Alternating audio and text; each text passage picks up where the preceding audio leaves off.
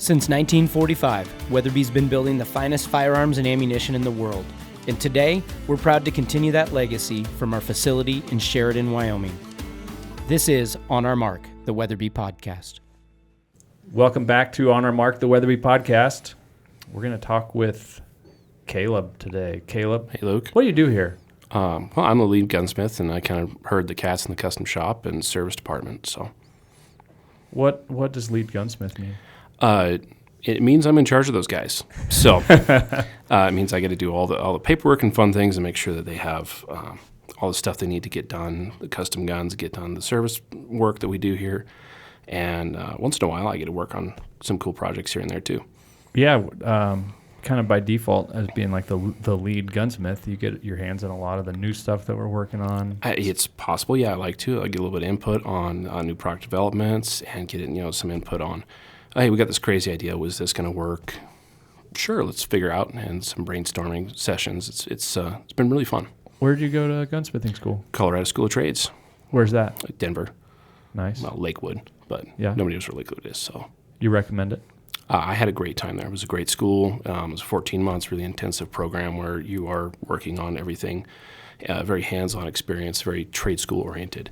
So I had a great time. Now that there's not a lot of other good schools out there, but for me, it worked out really well.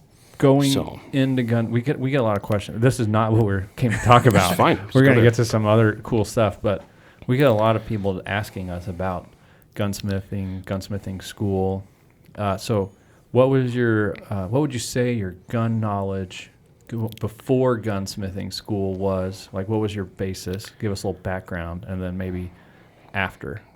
Okay, I've always been into guns. I probably stopped maturing at like 12 years old, and I just like guns. I'm just gonna make that my whole life. Well, that makes sense. You probably don't go to like even consider gunsmithing school if you're like, I wonder what that is. Yeah, you're not the graphics designer. That, oh no, I'm gonna go learn how to draw. No, you're a gun nut if you're there.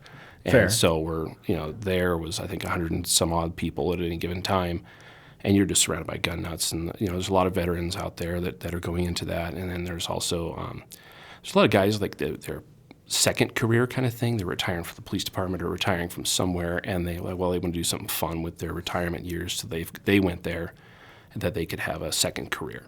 It's really sort of the demographic. It's neat. There's everybody from all over the country. But me, I've always been into guns. I've always liked them. I remember I was always looking at my dad's gun cabinet, when I was a little kid, and like, oh, look at this, look at that kind of thing. And then when Gunbroker came out, when the internet was new, I was always looking at that and looking at different models and different things and just kind of learning about all those things. And then I joined the military, went to the infantry, so of course I'm surrounded by guns and cool stuff everywhere. What branch? I was in the Army National Guard. And so, surrounded by guns, always loved that. And then when I got out, came back from Iraq, it ended up, I just went to gunsmith school. Are you from Colorado? Or? From Washington State originally. How did you pick that specific? It was the closest one. Perfect. Denver, like it was either that or Pennsylvania had one. Okay. I think it said in Pittsburgh, but Denver's way closer to home than Pittsburgh, and I like the mountains, and I always wanted to go to Colorado too for whatever reason. So that just made sense. And you've been, oh man, I should know this. Have you been here 4 years? Almost. June will be 4. Yeah, okay. It was coming up on. Yeah, That's awesome. It's been a long ride. So. Well, we're glad you're here. Also on the podcast, we've got Tyler. Tyler, what would you say you do here? Oh, man. It depends on the day. I feel like it. But I am the marketing manager here. So, which means, something different every day. We do wear a lot of hats. It's fun. It's great. I'm doing more on the intro because I realized in some previous episodes, we just kind of get so excited to talk about the topic at hand that we skip past like who the people that are talking are.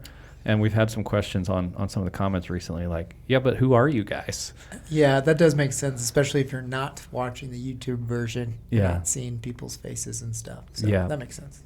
So Tyler's the marketing manager. I'm chief operating officer. I wear quite a bit of hats. I usually just kind of joke and say I'm the janitor.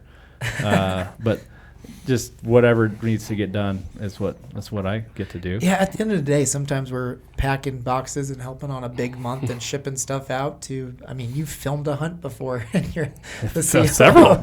So filmed and edited and done all kinds of things. So We have a lot of jack of all trades. So yeah, that's the best way too. Because I mean, if you did the same thing every day, that would be a CPA, right? yes, we need those CPAs, valuable people. There's probably a CPA listening to this, and it's tax season, so sorry about your luck. Okay. All right, Tyler, what are we talking about today? So today we're talking about like a new content piece that we're doing. It's called Gun of the Month. So we're doing some kind of fun gun build every month with Peak44, and essentially what this is going to do is using some of the Peak44 accessories, stocks, all the new things that are on Peak44, and our Weatherby Model 307's builder's action. So some people don't know that we offer a builder's action. Yeah, there's a lot going in that. And if people don't know, Caleb, talk about the custom shop maybe just a little bit. So just trying to connect all these dots. Sure. So, I mean, our Weatherby custom shop, you can get on the internet, you can get on our website, and you can build out right now a Mark V or a Vanguard rifle to basically how you want it. You can change the colors, you can add some options, you can add blueprintings where our guys will spend a lot more time with it. We'll make it really nice and buttery smooth. That bolt's going to operate just perfect. The safety's going to operate just perfect. We're going to face the receivers and make sure that your barrel and receiver made up as good as we can possibly get it. That way, it leaves the door as mechanically accurate as we can make it. You can also add a range certification with that. So we will go downstairs, we will shoot that rifle, and we'll guarantee it leaves the building shooting sub-MOA. And then you also get a target printout with what ammo it seemed to like. The most important thing is we'll let you know what ammo it's doing. So buy the hammer bullets, the Barnes bullets, or whatever, and it's going to be either our factory ammo if it's a Weatherby cartridge or something that we load, or a premium ammo, your Federal Gold Medal Match, Trophy Copper, whatever, whatever we can get our hands on. That's a good premium known good ammo.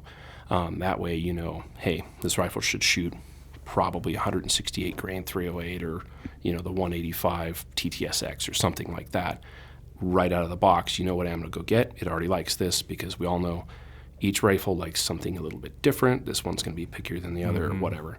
And then we can also add scope packages. So there we have a select number of scopes through the custom shop that we'll mount and bore sight for you. If you select range certification, we'll go down with your scope, your rifle, and then zero that rifle before it leaves. Now, whatever happens in shipping, that might change a little bit, but generally... it left here. It left here, right. Shape. So, you're going to get something that's probably going to be on paper by the time you get it, pull it out of the box, go to the range, and then also, whoever shot it might have a different set of eyeballs. They probably do, and may hold the rifle a little bit different. So it's probably good for paper, but it's a great place to start. Body ergonomics, everything kind of comes into play, but I've actually been pretty shocked. I've done a fair amount of travel intensive hunts and thinking I'd get to the other side and it's just the rifle's gonna be way off because you look out the window of the airplane and you watch the case that it's in and they don't full on throw them, but they're moving quick. I'd rather it get there than not. Yeah, but sometimes they're less gentle than I would personally be with my luggage. But I've never really had a significant impact shift upon getting to my hunting place. I haven't either. That's so, good. Knock on wood. But right. And what these to build off what you were all talking about, what these videos are going to allow us to do is maybe pick a particular portion of building a custom rifle, and we'll be able to dive into that a little bit in video form, and just have you and some of the other gunsmiths explaining those processes as you're doing it. So on this first video that's out already, I think the major one we did was understanding head spacing. Right. And what does that mean with a 307's builder action? So with the 307's neat because it's the 700 platform, so there's just tons of different accessories, tons of different stocks and barrels and everything you could imagine for it. So with this one, we really focused on head spacing and making that safe. So your head space is where your cartridge sits in the chamber versus your bolt face. Happens on every firearm, and there's a very specific dimension that you got to hit. And if you don't, it can be very bad. So we really hammered on that point just to make sure that if you're building a 307 builder's action or any builder's action out there that you can get from anywhere, Make sure you know what you're doing. Make sure you have the proper gauges and you're checking things as you're putting stuff together, or have somebody who knows what they're doing do that for you. All the other accessorizing, you know, most people can handle that. That's critical. Yeah, the headspace is absolutely critical with anything. Yeah.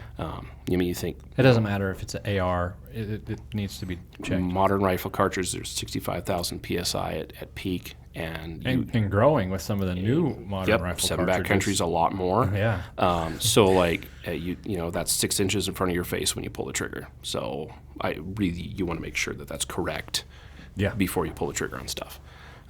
But 307, like we have this one, we did an MDT chassis on it. It's a factory Weatherby barrel on there, and we sponge painted it, made it look really nice. I did blueprint it a little bit just to make it a little smoother. Yeah. Turned out really, really good. And so the new one's coming up. We'll have a whole bunch of different accessories, different stocks. I think we kind of have some plans into maybe some different barrels or something, just to showcase the versatility there. Yep. And that we can really accommodate pretty much anything with that system. Yeah, and this might be something so we're working on a new custom shop and all that good stuff. So again, we frequently let those new things come out on the podcast, but we're working on something new and cool. I was about to say it myself. But in this little content series we're going to do, we might do stuff that's not even possible in the custom shop. Absolutely. To where it's like, ooh, this is a really interesting barrel by some manufacturer that takes advantage of that builder's action, that you can kind of make whatever you want. This is kind of our chance to get off the wall and do something weird that we're not going to stock in line necessarily. Yeah, it's a kind of good proving grounds. Custom shop is in general. We get to play with some things that it's kind of like I'm not going to say. I almost said NASCAR.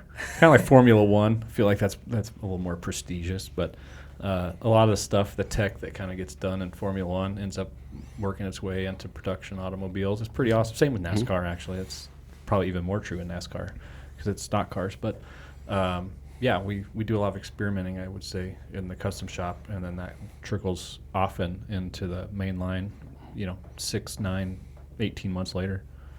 Yeah. And then so on this build, we actually did a 223 Rem was our first build, and we did that because we just, maybe a month or two ago, we just added 223 to the builder's action as an option. And it was coyote season. That's going to make somebody a great coyote rifle. Yeah. So Quick time out there. So on the builder's actions, we have a long and a short. We have a standard bolt face, a magnum bolt face, and we now have a fifth builder's action, which is a 223. Right. So what's the difference there? But it's still a short action, so it's the same size as your short action 308 class, but the bolt face diameter is different. So 223 being much smaller diameter, the bolt face is much smaller to accommodate that. So you could do a 223. There's 224 Valkyrie. You can do, I think, 300 Blackout should go right on there. There's a lot of different stuff that you could put in that cartridge. I just wanted to point out that depending on what you're going to build, you do need to get the correct base builder's action. Yes. If you don't know, ask somebody. You can call our customer service team. They have all the info on there, and they can help you decide which is which. And if they need to, they can email and ask one of the gunsmiths. All of us would know, okay, you want a 300 Win Mag or a 300 Weatherby. This is the one you need, and point it out to them. That way, if in doubt, call us and ask. Yep. What do you want to build? If it wasn't ordered, what's the next in your mind? What's the ultimate custom that you've been wanting to build?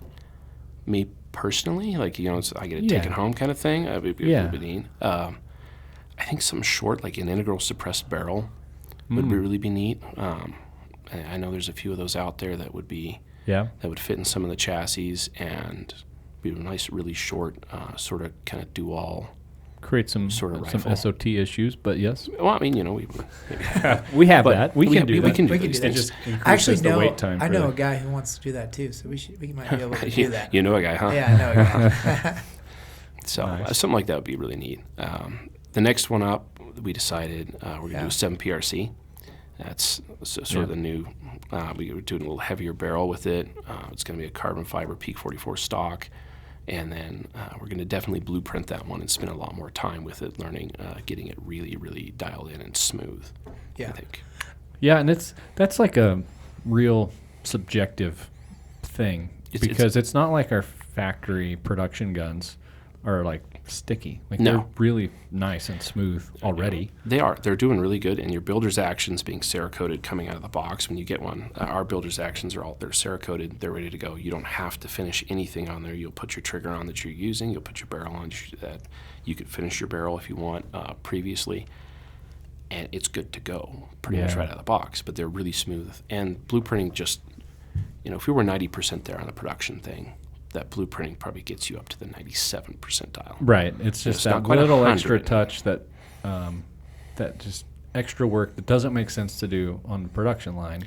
No, and you're playing minutia for gains. There's a lot of diminishing returns, right? Yeah, it's a feel thing. It's as far as mechanical accuracy, you might be gaining a tenth of an inch or a quarter inch at the maximum.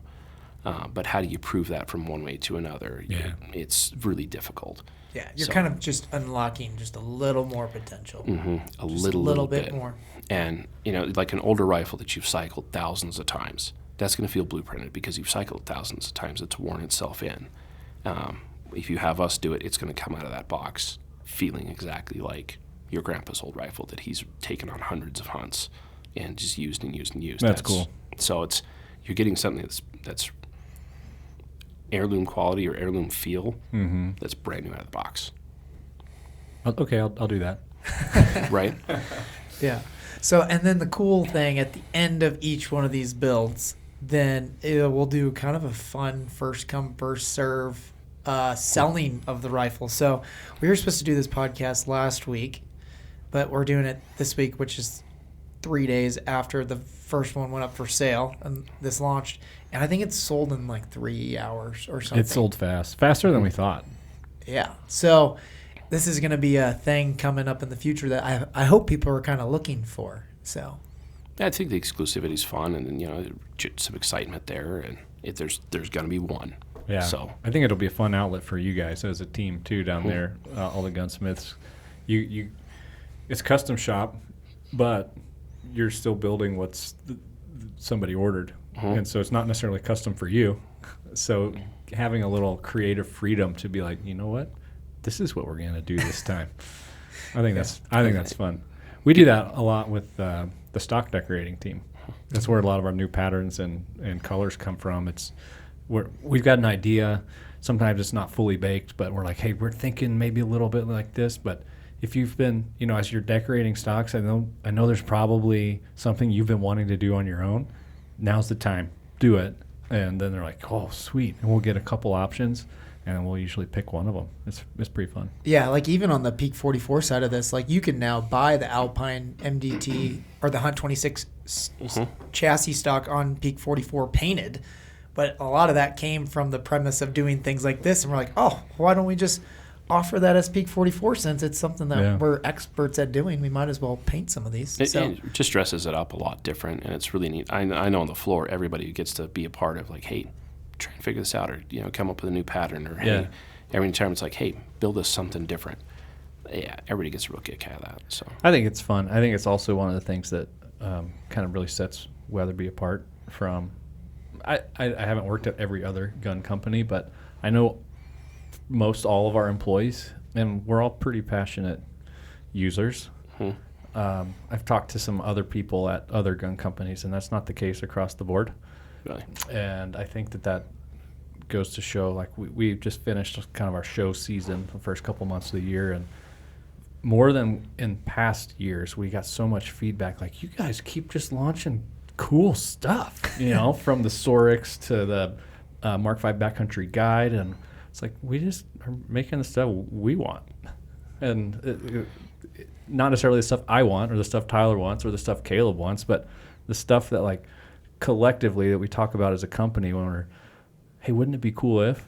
And it's fun when those things come to real life. Yeah, I think that personality definitely does show through because, like, you mentioned the Sorix, which was awesome, but that was born because we used to do that as on rifle, and it's just that it's like, I want that on a shotgun. And then it slowly but surely we tested, like, oh, that does look great. And then it became a thing. So. Yeah, that was a brainstorm thing. One day Yeah. we were just like, what can we do different? Like, what do we want to see? And I'm like, I love our backcountry paint job. Why don't we do that on a shotgun? It's just all the waterfowl patterns Yeah. are like the same 4 colors. Yeah, it's like, what do we do really well over here that we can then Yeah. bring into that? And that happens a lot, which is pretty cool. Yeah, that was a fun one. Yeah, and I encourage you to go watch the video on this because, like, Kobe got a lot of good video of, like, people hand painting stuff. Like, I think it's really easy to forget when you're looking at a rifle. You're just like, oh, yep, it's just a rifle. It's just painted. But then No, you see painted with people by hand, and Mm-hmm. then you see you doing all the bolt work. And, like, there's just so many hands that go into building a rifle. I think this will bring some of that because that definitely happens every day, even on our production stuff. Yeah, whenever I give a tour, that's one of my favorite things is when people kind of have that aha moment when they realize how inefficient we are. Yeah. It's just, there are a lot of touch points. There's a lot of people that do specific jobs from stock decorating to whatever, but there's no good way to automate sponge painting a stock. No, and it really that's that personal thing. Yeah. It's that, knowing there's an actual real American in Sheridan, Wyoming doing that work is really amazing. It's awesome. Yeah, I was just at Pheasant Fest, and I ran into Phil Borjali, who was out to our facility last year. Yeah. First thing that he said, he's like, I'm just reminiscing on how I came out last year. And he's like, after I did the tour with Adam and seen everyone build rifles, he's like, I'm a shotgun guy, and I was ready to buy a gun from Adam. It was pretty cool that it pretty just awesome. it does resonate with people. Yeah. Yeah. Caleb, thanks for coming on. Thanks, for boss. building cool stuff every day. And Well, now we'll try. on the monthly for the gun of the month, I think that's going to be pretty exciting. It's gonna be cool. Yeah. Keep doing it. Thank you both. Thank you. Yeah, last thing, sorry. If you have a gun idea, send it to our podcast email. Yeah, on our mark at weatherby.com. Sweet.